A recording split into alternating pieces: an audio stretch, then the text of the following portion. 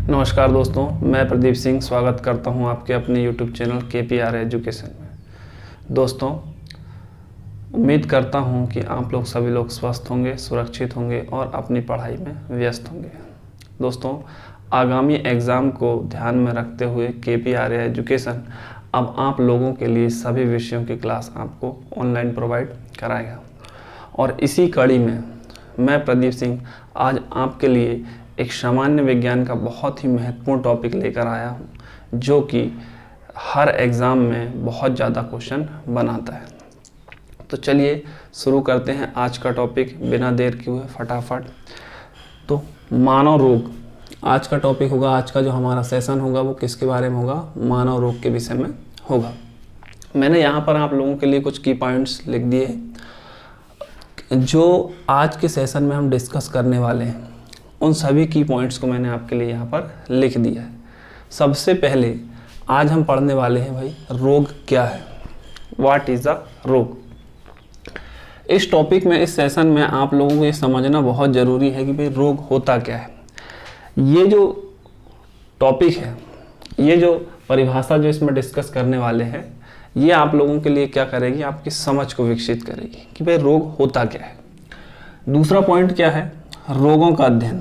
दूसरा हम डिस्कस करने वाले हैं रोगों का अध्ययन, अर्थात स्टडी ऑफ डिसीज। रोगों का अध्ययन क्या कहलाता है और यहाँ से किस प्रकार के प्रश्न बनते हैं, वो चीज़ें भी हम आगे चल इसमें देखेंगे। ठीक, आगे हम बात करेंगे। तीसरा पॉइंट ये है रोगों के कारक। वह कौन कौन से कारक हैं, वह कौन कौन से कारण हैं जिनके कारण रोगों मानव शरीर में रोग उत्पन्न होते हैं, उन चीज़ों को भी डिस्कस करेंगे। और जो चौथा पॉइंट है हमारा, रोगों का वर्गीकरण, मतलब कि क्लासिफिकेशन ऑफ ह्यूमन डिसीज। वह है इनका वर्गीकरण देखेंगे कि वह कितने प्रकार के रोग होते हैं और यहाँ से किस प्रकार के प्रश्न बनते ही बनते हैं। इसके बाद जब रोगों का वर्गीकरण संपन्न हो जाएगा, मैं आप लोगों को एक एक रोग के विषय में पूरी डिटेल बॉटम टू टॉप समझाने वाला हूँ। तो बने रहिए वीडियो में अंत तक। चलिए शुरू करते हैं। पहला पॉइंट क्या कहता है कि भाई रोग क्या है।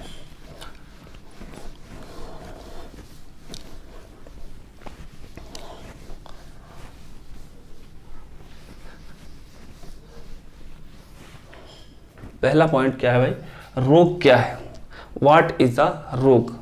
रोग की अगर हम बात करें तो रोग को सरल शब्दों में अगर हमें परिभाषित करना है तो इसकी परिभाषा इस प्रकार होगी कि शरीर का पूर्ण रूपेण कार्य न करना क्या कहलाता है? रोग कहलाता है।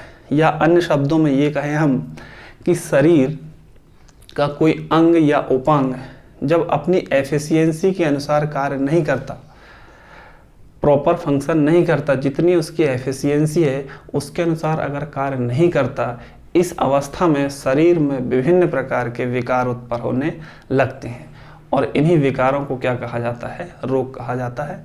रोग को हिंदी में बीमारी कहते हैं, व्याधि कहते हैं, मर्म कहते हैं, है ना। और जो व्यक्ति रोग से ग्रसित होता है उसे क्या कहते हैं? रोगी कहते हैं। तो ये बात आपको समझ में आ गई कि भाई रोग क्या है। तो रोग को हम किस प्रकार डिफाइन किया हमने? इस रोग को शरीर का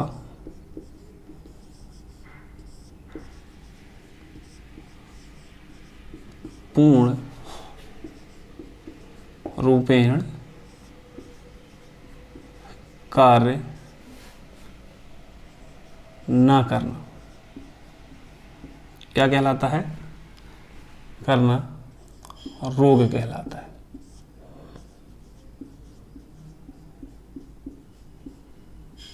ठीक, या इसी को हम अन्य शब्दों में कहें तो अन्य शब्दों में क्या कहेंगे इसको? कि शरीर के अंग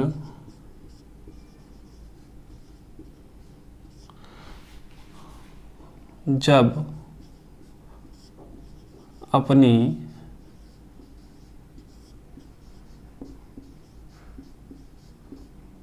क्षमता के अनुसार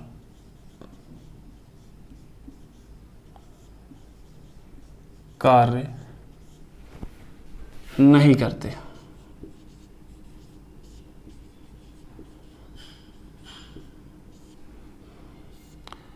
इस अवस्था को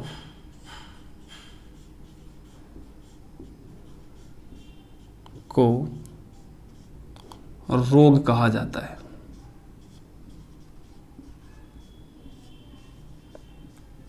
ठीक है, ये चीजें आपको समझ में आई होगी कि शरीर का पूर्ण रूपेण कार्य न करना रोग कहलाता है, या इसी को अगर हम अन्य शब्दों में कहें कि शरीर के अंग जब अपनी क्षमता, अपनी एफिशिएंसी के अनुसार वर्क नहीं कर पाते, प्रॉपर फंक्शन नहीं कर पाते, तो विभिन्न प्रकार के विकार उत्पन्न होते हैं और इसे क्या कहा जाता है, रोग कहा जाता है। ये तो हो गई जनरल परिभाषा। एक परिभाषा जो है साइंटिफिक परिभाषा रोग की, जिसे WHO ने भी मान्यता दिया है कि मानव का शारीरिक,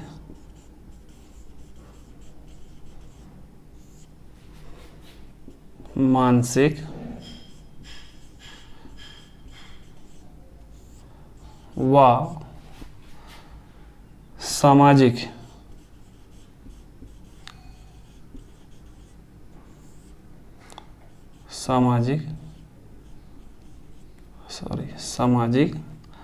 असंतुलन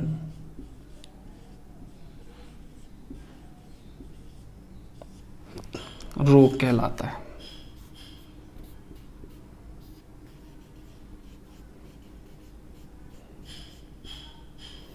ठीक है, ये परिभाषा को WHO ने भी मान्यता दी है। मतलब कि रोग की जो साइंटिफिक परिभाषा है इस प्रकार है कि मानव का शारीरिक, मानसिक, सामाजिक असंतुलन क्या कहलाता है, रोग कहलाता है।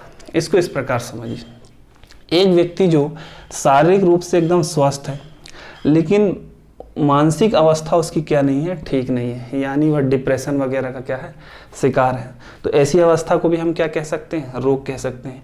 एक व्यक्ति शारीरिक रूप से भी फिट है, मानसिक रूप से भी फिट है, लेकिन सामाजिक रूप से वो अपने आप को अलग थलग रखता है, ऐसे व्यक्ति की मनोदशा या स्थिति को भी क्या कहा जाता है, रोग कहा जाता है।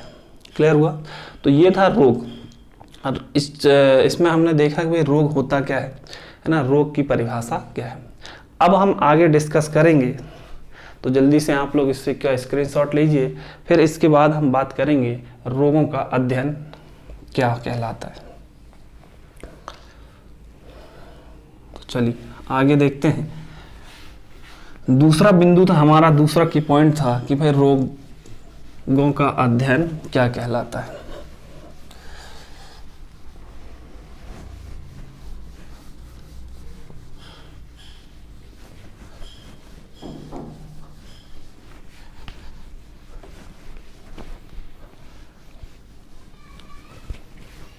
अब यहां से एक बड़ा शानदार सा क्वेश्चन निकलता है। क्या निकलता है, देखिए, रोगों का अध्ययन।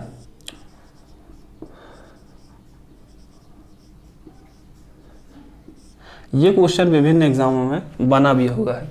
रोगों का अध्ययन क्या कहलाता है, इसी क्वेश्चन को इस प्रकार पूछता है कि विज्ञान की वह शाखा जिसके अंतर्गत रोगों का अध्ययन किया जाता है क्या कहलाती है। तो विज्ञान की वह शाखा जिसके अंतर्गत रोगों का अध्ययन किया जाता है पैथोलॉजी कहलाती है। दोस्तों क्या कहलाती है, पैथोलॉजी। अगर आप किसी डॉक्टर के पास गए होंगे, है ना, तो डॉक्टर के पास जाते हैं तो वो आप लोगों को क्या देता है, किसी टेस्ट के लिए भेजता है, तो आप कहाँ जाते हैं, पैथोलॉजी लैब में जाते हैं। वहाँ पर क्या होता है, वहाँ पर पता चलता है कि भाई आपको किस प्रकार की बीमारी आपके शरीर में उपस्थित है। और डॉक्टर जो होता है उस रोग का विशेषज्ञ होता है, तो उसके नाम के नीचे आपने एक चीज़ आमतौर पर देखी होगी, क्या, पैथोलॉजिस्ट लिखा हुआ है ना। तो रोगों का अध्ययन क्या कहलाता है, पैथोलॉजिस्ट कहलाता है, सॉरी पैथोलॉजी कहलाता है। और जो इसका विशेषज्ञ होता है उसे क्या कहते हैं, हम पैथोलॉजिस्ट कहते हैं। क्लियर हुआ? अच्छा, एक चीज़ और आपको यहाँ पर समझने वाली है। ये तो हो गया रोगों का अध्ययन। अब आपको समझना है दूसरी चीज़ है, बहुत माइनर सा डिफरेंस है इनमें। रोगों के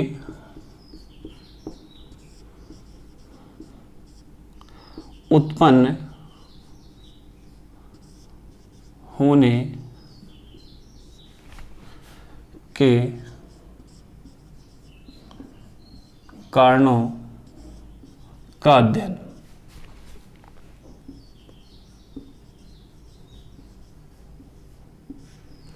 देखिए बहुत माइनर सा फर्क है, लेकिन क्वेश्चन यहीं से बनता है क्या, कि रोगों का अध्ययन क्या कहलाता है, पैथोलॉजी कहलाता है। और दूसरा क्वेश्चन क्या बनेगा आपसे, कि रोगों के उत्पन्न होने के कारणों का अध्ययन क्या कहलाता है बच्चों, ये कहलाता है ईटियोलॉजी। इसे हम क्या कहते हैं, ईटियोलॉजी।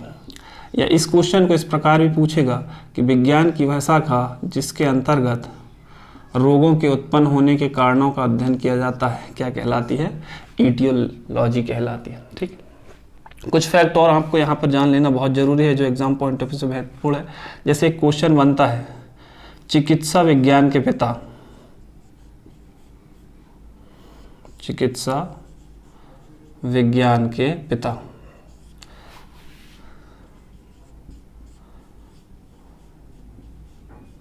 चिकित्सा विज्ञान के पिता से भी एक क्वेश्चन बनता है। चिकित्सा विज्ञान के पिता कहा जाता है हिप्पोक्रेटस को।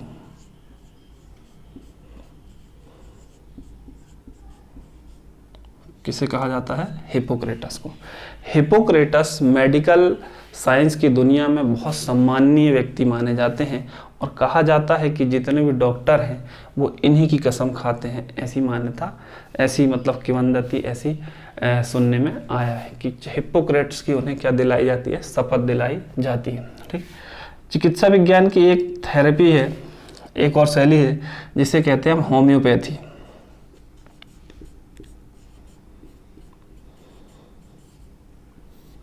होम्योपैथी। तो कई बार क्या होता है, होम्योपैथी के पिता भी पूछ लिया जाता है। होम्योपैथी के पिता किसे माना जाता है, डॉक्टर हैनीमैन को माना जाता है। किसे माना जाता है दोस्तों, डॉक्टर हैनीमैन को।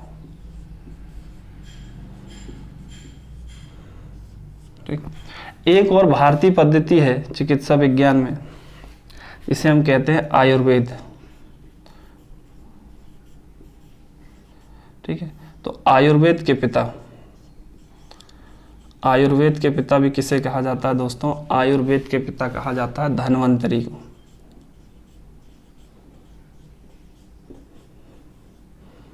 तो ये कुछ फैक्ट हैं जो आपके लिए जानने के लिए बहुत जरूरी है एग्जाम पॉइंट ऑफ व्यू से। पहला क्या है कि भाई देखा हमने कि रोगों का अध्ययन क्या कहलाता है, पैथोलॉजी कहलाता है। दूसरा, रोगों के उत्पन्न होने के कारणों का अध्ययन क्या कहलाता है, ईटियोलॉजी कहलाता है।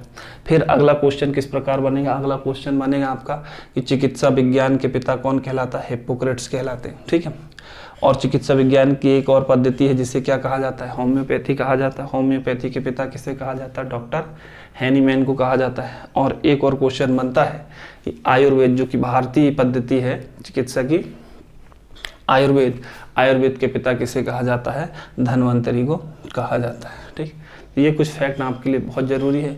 जल्दी से आप इसका स्क्रीनशॉट लीजिए, फिर हम आगे बढ़ते हैं और भी चीज़ों को डिस्कस करते हैं।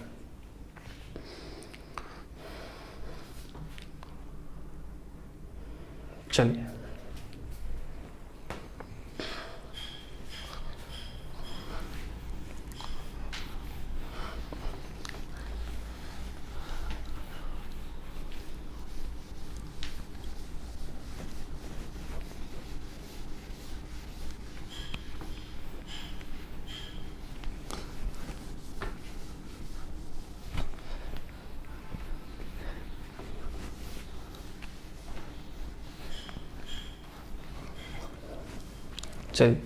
अब देखते हैं अगला जो पॉइंट होगा हमारा। अब हम डिस्कस करेंगे रोगों के कारक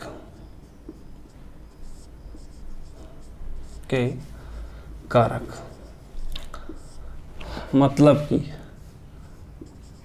फैक्टर ऑफ डिसीज।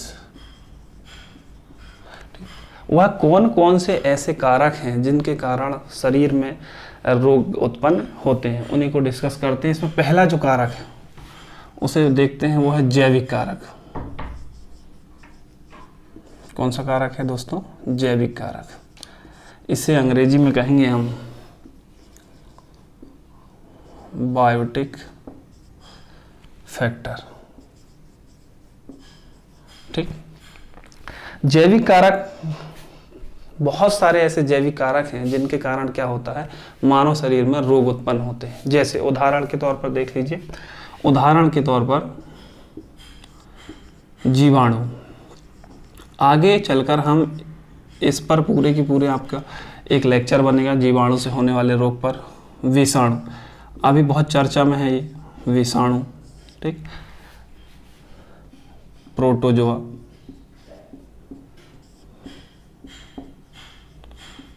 है ना, कवक, यानी वातावरण में पाए जाने वाले कुछ ऐसे जीव जो मानव शरीर में रोगों को जन्म देते हैं। किस कैटेगरी में आते हैं, किस वर्ग में आते हैं? जैविक कारक के वर्ग में आते हैं, ठीक।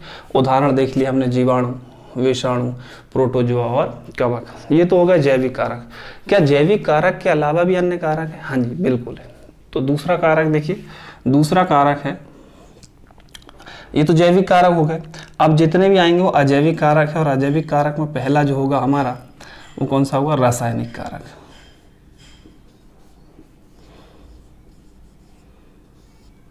ठीक, केमिकल फैक्टर हम जिसे कहते हैं।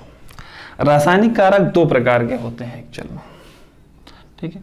इन्हें दो भागों में हम अध्ययन की दृष्टि से पढ़ा समझ लेते हैं, दो भागों में। पहला अंतर्जात, ठीक, अंतर्जात रासायनिक कारक।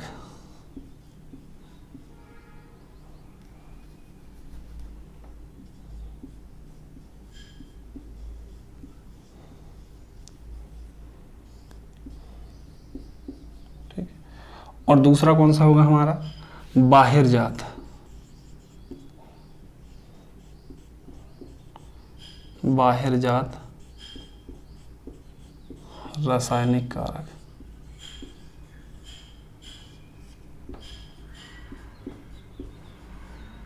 दोस्त, ठीक है, एक पहला हो गया हमारा रासायनिक कारक। रासायनिक कारक में दो भागों में इसे देखते हैं, एक अंतर्जात रासायनिक कारक और दूसरा बाहिरजात रासायनिक कारक। देखिए, कुछ केमिकल हमारे शरीर के अंदर बनते हैं, और यही केमिकल जब किसी स्थान पर किसी अंग में जाकर जमा हो जाते हैं और रोग को जन्म देते हैं, तो वह किस कैटेगरी में आते हैं? अंतर्जात रासायनिक कारक के अंतर्गत आते हैं। उदाहरण के तौर पर मान के चलिए, हमारे शरीर में एक केमिकल बनता है यूरिक एसिड।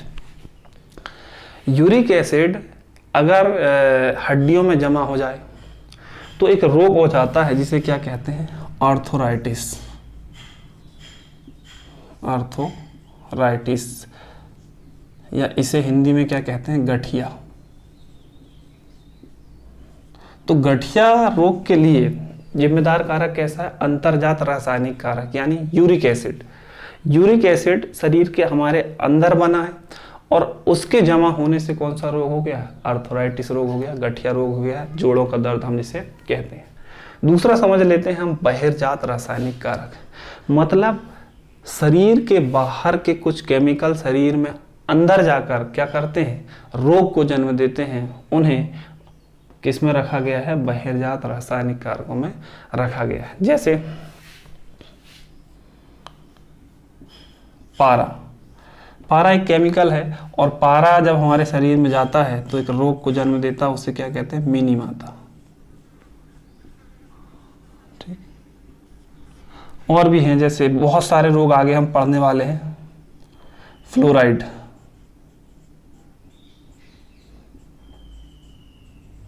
फ्लोराइड। फ्लोराइड जब हमारे शरीर में अंदर जाता है तो एक रोग होता है जिसे क्या कहते हैं? फ्लोरोसिस, है ना। इन सब रोगों को हम आगे चलकर बहुत डिटेल से डिस्कस करने वाले हैं। यकीन मानिए, आप कोई भी रोग छूटेगा नहीं, और किसी भी प्रकार के प्रश्न बन जाए परीक्षा में, आपके यहाँ से बाहर से नहीं आएंगे। ठीक, तो ये था रासायनिक कारक। रासायनिक कारक को हमने दो भागों में विभाजित किया, एक अंतर्जात रासायनिक कारक और दूसरा बाहिरजात रासायनिक कारक। मतलब शरीर के अंदर के केमिकल द्वारा जो रोग होते हैं उन्हें अंतर्जात रासायनिक कारक के अंतर्गत रखा गया है। जैसे आर्थराइटिस हमने ले लिया, ठीक। बाहिरजात मतलब शरीर के बाहर के केमिकल द्वारा शरीर में जो रोग उत्पन्न होते हैं उन्हें क्या कहा जाता है? बाहिरजात रासायनिक कारक। जैसे पारा से मिनीमाता, फ्लोराइड से फ्लोरोसिस, है ना, और भी बहुत सारे हैं। तो दूसरा कारक हमने देख लिया। तीसरा कारक देखिए, तीसरा कारक आएगा भौतिक कारक, यानी कि फिजिकल फैक्टर। ठीक, भौतिक कारक। और भौतिक कारक के अंतर्गत अगर हम देखें तो आएगा हमारा तापमान। ठीक, मानव शरीर एक निश्चित तापमान में जीवित रह सकता है। ठीक, बहुत कम तापमान में और बहुत अधिक तापमान, दोनों की अवस्था शरीर के लिए क्या हो सकती है, घातक हो सकती है। इसीलिए अधिक तापमान से क्या होता है कि लू लगने जैसी संभावना हो जाती है, और कम तापमान में क्या होता है कि कोल्ड फीवर जैसी समस्या शरीर में उत्पन्न होने लगती है। ठीक है, तो ये सब किसके अंतर्गत आएगा, भौतिक कारक, है ना। तापमान आएगा, आर्द्रता आ जाएगी इसी के अंतर्गत। ठीक, 3 कारक। अब चौथे कारक की अगर हम बात करें तो चौथा कारक क्या होगा दोस्तों, चौथा कारक होगा पोषण।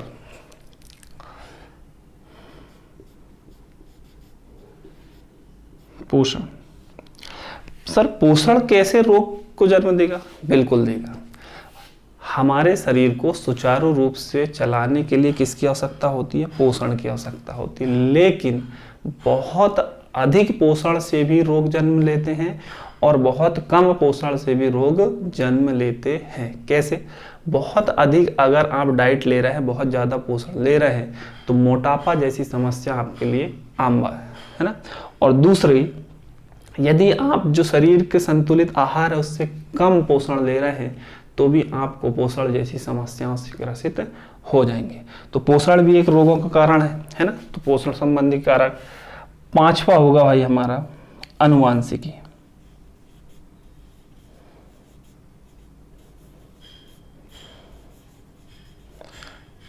है ना। अनुवांशिकी, अनुवांशिकी बहुत सारे ऐसे रोग हैं जो पीढ़ी दर पीढ़ी जीन के माध्यम से क्या होते हैं, परिवर्तित होते हैं, स्थानांतरित होते हैं। और ऐसे पूरे के पूरे रोगों को आगे चलकर हम अध्ययन करेंगे। ठीक है, चाहे वो टर्नर सिंड्रोम हो, चाहे वो डाउन सिंड्रोम हो। ठीक है, ये सारे के सारे रोग किसके अंतर्गत आते हैं, अनुवांशिक रोग के अंतर्गत आते हैं। यानी इनके लिए जिम्मेदार जो जीन है, और जीन किसके अंतर्गत आता है, अनुवांशिकी के अंतर्गत आता है। तो ये हमने देखा क्या, मानव के रोग के कारक, मतलब मानव में कौन कौन से कारक हैं जो रोगों को जन्म देते हैं। जैविक कारक, ठीक, बायोटिक फैक्टर, उदाहरण जीवाणु, विषाणु, प्रोटोजोआ, कवक, है ना। इन्हें पैथोजन या रोगजनक भी कहा जाता है। ठीक, रासायनिक कारक 2 भागों हमने विभाजित किया, एक अंतर्जात रासायनिक कारक और एक बहिर्जात रासायनिक कारक। ठीक, उदाहरण भी देखेंगे। भौतिक कारक, कुछ का भौतिक कारक हैं जो रोगों को क्या देते हैं, जन्म देते हैं, जैसे तापमान, आर्द्रता। क्लियर हुआ। इसके बाद पोषण भी, बहुत अधिक पोषण से मोटापा जैसी समस्या हो जाती है, कम पोषण से क्या हो जाता है, कुपोषण हो जाता है। और कुछ रोग ऐसे होते हैं जो पीढ़ी दर पीढ़ी जीन के माध्यम से क्या होते हैं, ट्रांसफर होते हैं। और जीन का अध्ययन किसके अंतर्गत करते हैं, अनुवांशिक के अंतर्गत करते हैं। मतलब क्या, मतलब यही कि जो रोग है वो किससे संबंधित है, अनुवांशिकी से संबंधित है। तो ये चीज़ें हमने डिस्कस की। आगे और बढ़ते हैं तो जल्दी से इसका स्क्रीनशॉट लीजिए, फिर हम आगे बढ़ते हैं।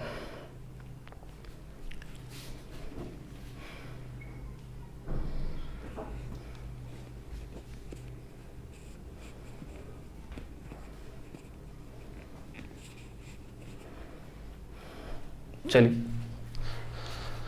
अब आगे देखते हैं हम क्लासिफिकेशन ऑफ ह्यूमन डिसीज, अर्थात रोगों का वर्गीकरण।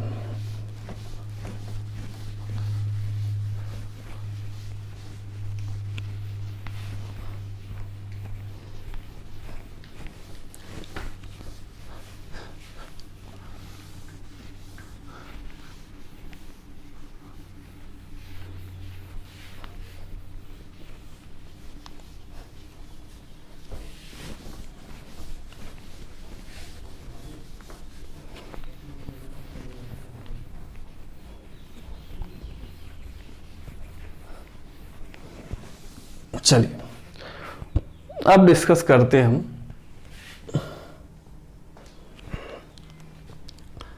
रोगों का वर्गीकरण।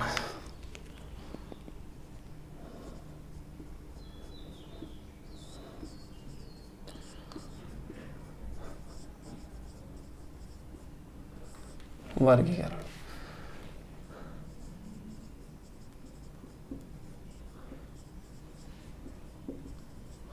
क्लासिफिकेशन ऑफ डिसीज, ठीक, रोगों का वर्गीकरण, ठीक।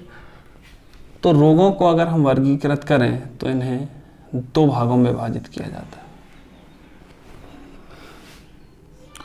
रोगों को अध्ययन की दृष्टि से कितने भागों में विभाजित करते हैं? दो भागों में विभाजित करते हैं।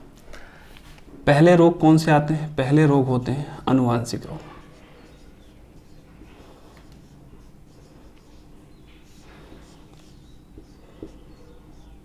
ठीक। और दूसरे कौन से होते हैं दोस्तों? दूसरे होते हैं उपार्जित रोग,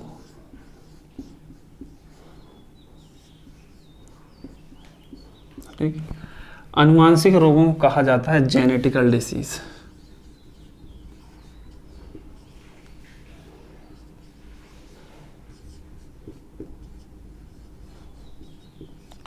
ठीक। और इन्हें कहा जाता है एक्वायर्ड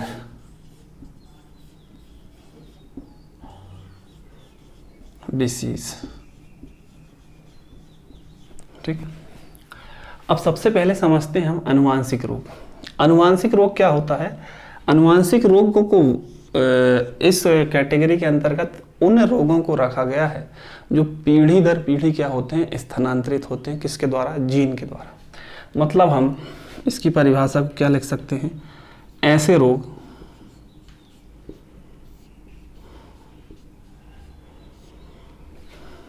जो जीन के द्वारा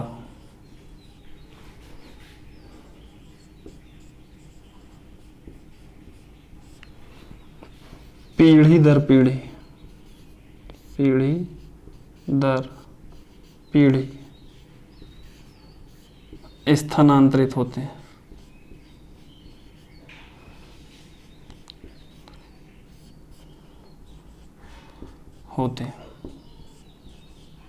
क्या कहलाते हैं? आनुवांशिक रोग कहलाते हैं, ठीक। उदाहरण के तौर पर देखें अगर हम, तो उदाहरण के तौर पर अगर हम देखें तो वर्णांधता, ठीक, कलर ब्लाइंडनेस जिसे हम कहते हैं, ठीक। दूसरा देखें तो हीमोफीलिया। आगे चलकर पूरा की पूरा एक टॉपिक हम इस पर डिस्कस करेंगे। आनुवांशिक रोग पूरे के पूरे एक एक रोगों को अलग अलग पढ़ने वाले हैं। हीमोफीलिया, ठीक, थैलेसीमिया,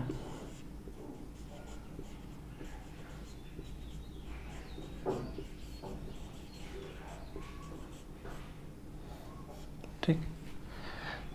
और उदाहरण देखें तो सिकल सेल एनीमिया,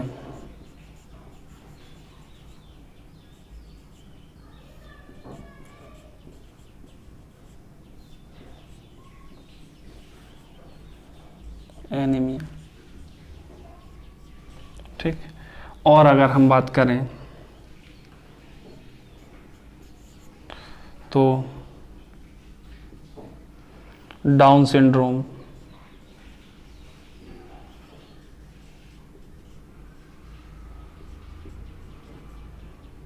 ठीक, टर्नर सिंड्रोम,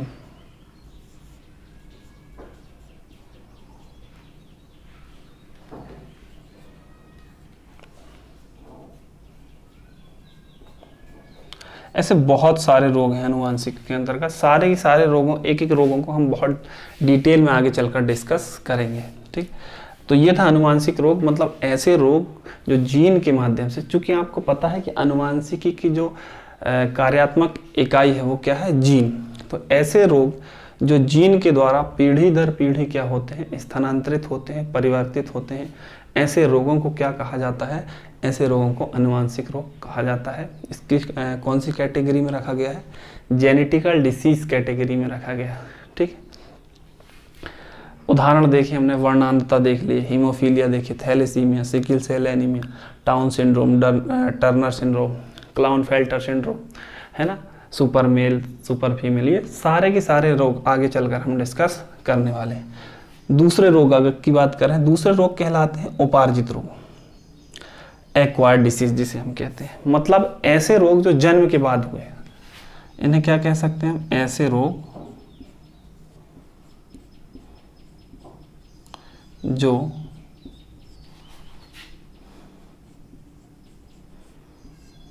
जन्म के बाद किसी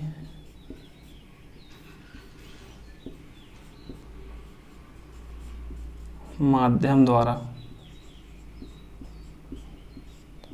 उत्पन्न होते हैं।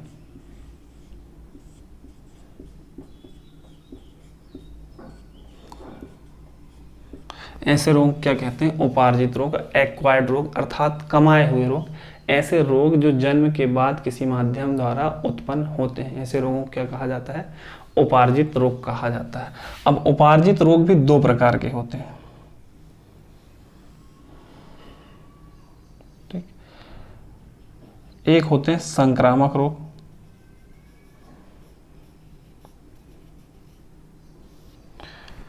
और दूसरे होते हैं असंक्रामक रोग।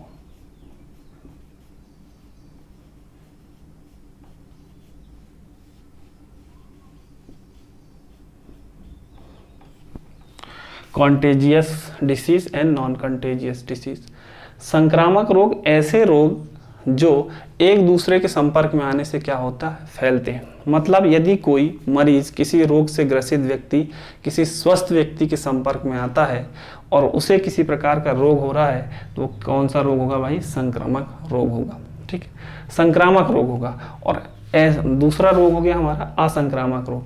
ऐसे रोग जो किसी के संपर्क में आने से नहीं फैलते, ऐसे रोग क्या कहलाते हैं? असंक्रामक रोग, यानी नॉन कंटेजियस रोग, या इन्हें असंचारी रोग के नाम से भी जाना जाता है। अब देखते हैं संक्रामक रोग के उदाहरण देख लेते हैं।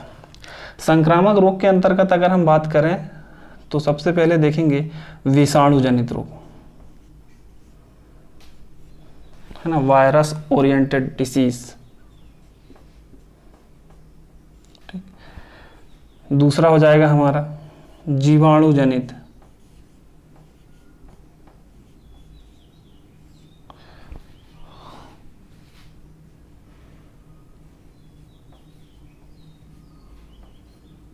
ठीक, और हो जाएगा हमारा कवक जनित,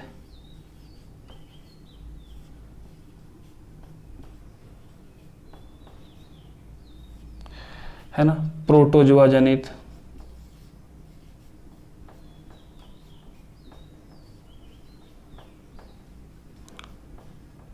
ये सारे रोग, है ना। और हो जाएगा हमारा कवक जनित हो गया, प्रोटोजुआ जनित हो गया, और हो जाएगा हमारा कृमि जनित रोग। ये सारे के सारे रोग कैसे होते हैं भाई? संक्रामक रोग होते हैं, मतलब किसी अस्वस्थ व्यक्ति के संपर्क में आने से क्या होते हैं? या फैलते हैं, ठीक। इन सभी को हम एक एक बिंदु को उठाकर पढ़ने वाले हैं। असंक्रामक रोग देखिए, ऐसे रोग जो किसी के संपर्क में आने से नहीं फैलते, कौन से रोग कहलाते हैं? असंक्रामक रोग, या इन्हें क्या कहा जाता है? असंचारी रोग कहा जाता है। जैसे उदाहरण देखिए, कैंसर,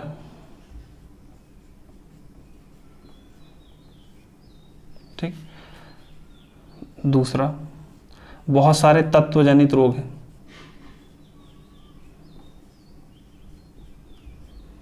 ठीक है, विटामिन जनित रोग है, ठीक, हृदय संबंधी रोग है। ये सारे के सारे रोग कौन से कहलाते हैं?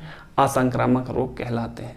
तो ये जो पूरा की पूरा आज का जो सेशन था, रोग के विषय में बेसिक चीजें थी। कल से हम क्या देखेंगे? एक एक रोग को देखेंगे। सबसे पहले हम देखेंगे विषाणु जनित रोग, और विषाणु जनित रोग जितने भी हैं उन सभी रोगों को, एक एक रोगों को विस्तार से विस्तृत तरीके से पढ़ेंगे। कोई भी क्वेश्चन आपका छूटेगा नहीं, चाहे वो किसी भी एग्जाम में बना हुआ। तो आज के लिए इतना ही। Thank you.